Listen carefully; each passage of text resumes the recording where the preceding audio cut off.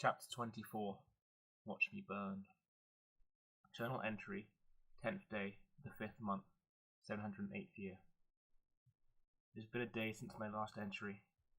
I am still so tired, yet I do feel a tiny sense of recovery and focus. A good sleep has helped. The pain and loss is still immense, but in time it will ease. However, part of me doesn't want it to. It reminds me of Dragatu, and I never want to forget the man who made me so happy. I'm torn between wanting the pain to stop and the desire to never forget. If the pain eases, I might forget how much I loved him, but this pain is such a heavy price to pay. How can I live with it? If it wasn't for Pyros, I would be completely lost. This morning I woke up to him patting my arm. "Mother?" I woke and looked at him. "So it wasn't a nightmare," he said. "No, it was not," I said, and stroked his thick black hair. He hung his head, climbed into my lap, rested his head on my shoulder, and hugged me. His little voice asked the question I was too afraid to ask myself. "What are we going to do now?" "I don't know, but we're going to take one day at a time," I said, breathing deeply. I suddenly thought about my desire for justice, but he was too young to understand, so I tried to comfort him. "In time, we will begin rebuilding our lives, and one day you will get your father's powers. You will lead the people, but for now, we'll concentrate on today. There's a ceremony tonight to say goodbye to your father. Let's focus on that, and tomorrow we'll decide about tomorrow." "Okay," he whispered, snuggling into me. My own words comforted me. It felt nice to only think about today. It didn't last long. As we sat there cuddling, all the desires for justice, the confusion, and the concerns about the future crept into my mind. After some time thinking, I realized two key points. Firstly, Eunyalus and Phenon deserved to suffer. Phenon showed his true colors by killing Dragatu, and perhaps Dragatu understood this better than I did. Maybe that's why he tried to kill Eunyalus. He was anticipating their true nature. He had given them plenty of opportunities to achieve the goodness the Book of Law teaches, but they had always hindered him. He must have felt using such force was his only option. Secondly, although Dragatu was great and brilliant, he had been impatient. I know he had been waiting a long time for the Book of Prophecy, but if he had waited a little longer, he would still be alive. It was not his fault though, it was his brother's. This had made me realize my desire for justice needs to be controlled. Eunyalus said if we return, we will not be welcomed unless for peace. Knowing what they are capable of, we cannot go rushing in. We will have to make a plan. It was a strain to dwell on what happened, but it was good to gain some understanding and perspective. Eventually, I had to disturb Pyros. "We should go get some breakfast," I said. He climbed off my lap and went to the kitchen to eat. After this, I took him to stay with Rion's family until I returned in the evening. I then went to meet Honrus at his house. "Everything is going to plan," he said as we sat in his lounge. "I've sent a declaration to tell everyone what happened in the old nation. It also tells them that tonight there will be a ceremony to say goodbye to Dragatu. Is there anything else you would like me to do, Freta?" "I want to give a speech in his honor, but I don't feel I could compose myself. Would you give one on my behalf?" "It would be an honor." "Thank you, Honrus. I really don't know what I would do without you." "It's the least I can do," he said, but hesitated. I told him to continue, and he did. "I know now isn't a good time, but I feel strongly that it needs to be discussed. If we leave it too long, we may have people aspiring when they shouldn't. What I mean to say is, the people need a new leader. I think you should take up Dragatu's position until Pyros is of age." "Not me," I replied. "I thought you'd want to lead and get reparations," he said. "Eunyalus and Phenon must be punished for their crimes." "I will have justice, but this morning I realized we shouldn't rush. Once we have burned Dragatu and returned to some normality, we can get the Coriol Honora together and plan what we are to do. I will not lead though. I want to focus on Pyros and prepare him for his unique destiny.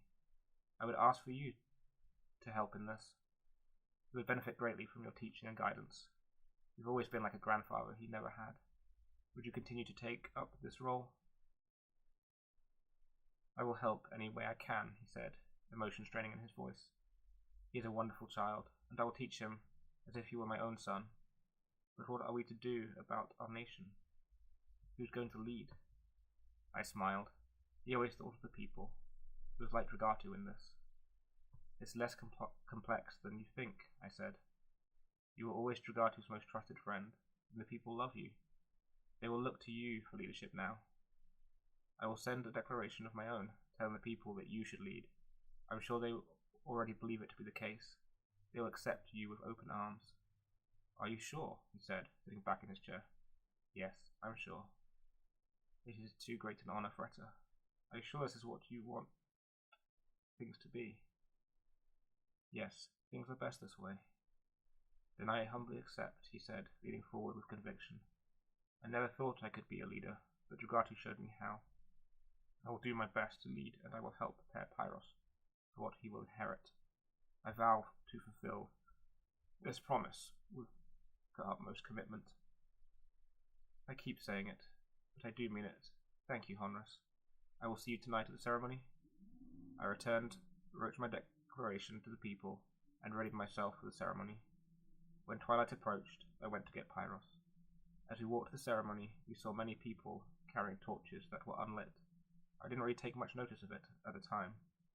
We arrived at the edge of the nation, where a huge pile of wood had been shaped into Dragatu's symbol, a triangle, then a circle in the middle with lots of triangles and circles in it, exactly the same as the flag. Honrus stood next to me. Pyros and I joined him. Honrus stood next to it. Pyros and I joined him. Honrus wore the dark red robes the Coriol Honora wore on Confession and Progression Day. The people had already started to gather and formed a circle around where we stood. The first few rows consisted of Dragatu's Coriol Honora and those that knew him best. They wore their robes too, and all carried unlit torches. Honrus raised a hand towards the crowd. It parted. Dragatu's body was being carried on a stretcher, elevated on the shoulders of 8 robed Coriol Honora. Everyone was very quiet. They placed his body in the center of the wooden symbol and joined the circle of people. There was a slight breeze which caught robes and made flapping sounds, but apart from that, everyone was still and silent as Honrus spoke. My friends, thank you for coming to witness the goodbye ceremony of our great leader. Thank you for your dedication over the years, and thank you for all that you have done to make this nation great. However, we are not here to thank ourselves. We are here to thank the man who led us to be great, whose vision and dedication made us greater than we ever thought we could be. He sacrificed much for us. He sacrificed his time, his efforts, and finally his life, all in the hope that we could have a better one. But not only a better life for us, but for all people. Sadly, those who didn't share his vision have cut his life short. They have taken from us the greatest man we ever knew. We must not forget that he did this for us, and what he could have done for us if he were still alive. We must continue to live as he would have wanted, to live in a way that helps us be better, and observe the laws to the best of our ability, while improving our lives with wealth and sustenance. I recall to your memory that it was he who led many of us to build the great water project that improved the lives of all the people. I ask you to remember who it was who fought wild beasts to protect us, and who beat the wolf with Freta to avenge his father. He gave us Unum, allowing us to have great wealth. He helped us organize ourselves to be better than we are. This man who lies still before us did all this. Honor him by being the best you can be. Do not let his life be for naught. Join me now in saying a farewell to this great man. Join me in saying goodbye to Dragatu. He bent down, took out 2 flint stones, and started a small fire in front of him. He took a torch off the floor and lit it, sticking it into the ground. He looked at me and gestured to the body. I took Pyros' hand and we walked over to Dragatu. I looked longingly into his face as he lay still and kissed him once on the forehead. Goodbye, my someone. I will keep my promises. It was all I could utter. I let go of Pyros' hand and he placed it in his father's and squeezed tightly. He then let go. Without saying anything, he turned to me and took my hand again. We returned to Honrus' side. He leant down and gave us an unlit torch each.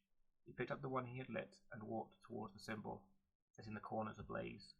The flames rushed around the wood and set the symbol on fire. Honrus extinguished his torch and waited.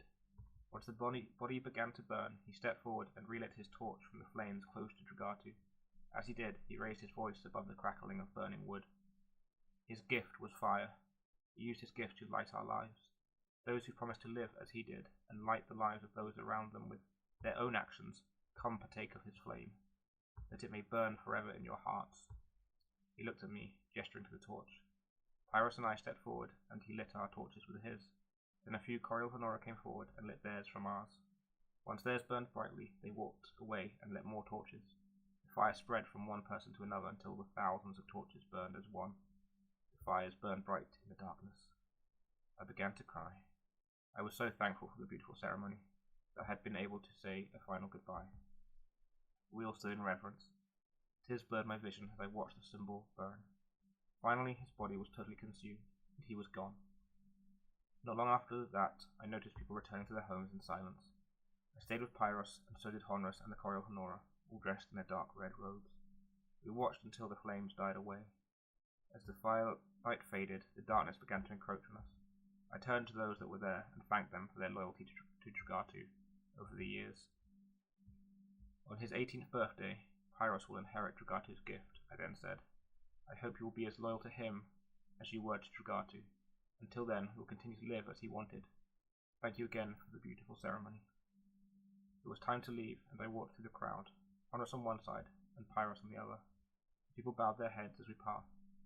As we returned through the nation, there were a lot of people going between houses with belongings. I ignored it. I assumed people were still getting their lives in order after returning from the old nation. When we got home, I said goodnight to Honrus. I took Pyrrhus inside and went to his room. I tucked him in and dug deep to find the strength to talk without crying.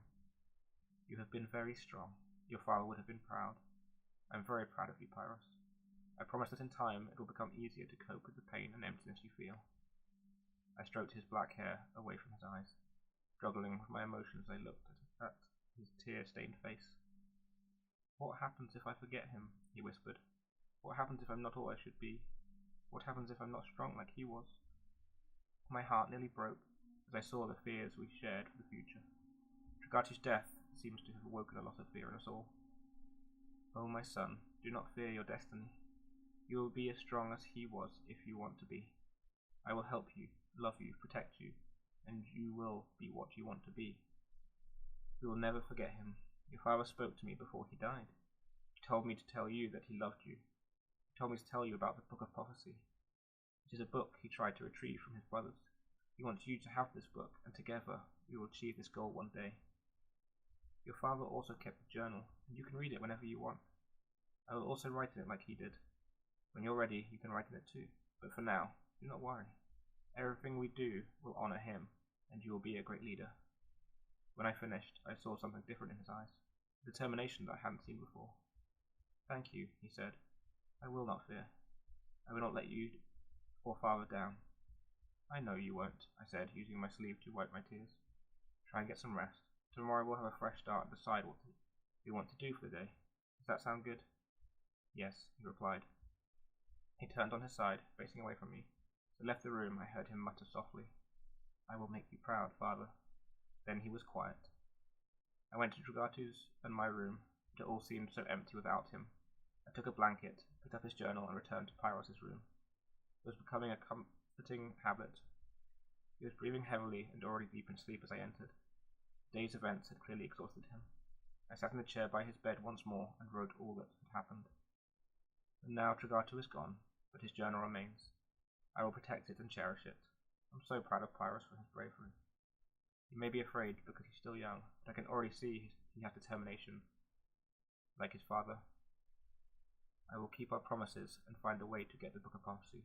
Plans will be made, and one day justice will be ours. I can feel this desire growing. I think this helps focus my mind, distracting me from my emptiness and grief.